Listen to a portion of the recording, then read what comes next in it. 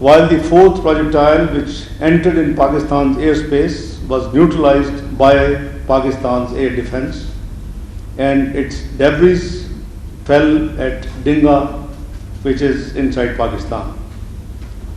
This malicious folly, consistent with the modus operandi of the ruling Hindutva regime, appears designed to falsely implicate Pakistan for targeting Indian civilians and inciting anti-Pakistan sentiment among the Punjabi Sikh population to conveniently externalize the rising communal tensions within India.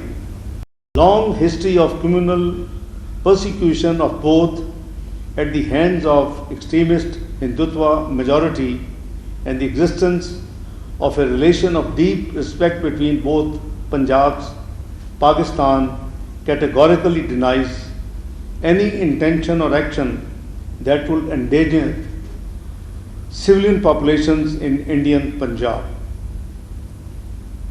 Unlike the divisive policies of the Indian leadership, Pakistan remains firmly committed to safeguarding innocent lives and regional harmony.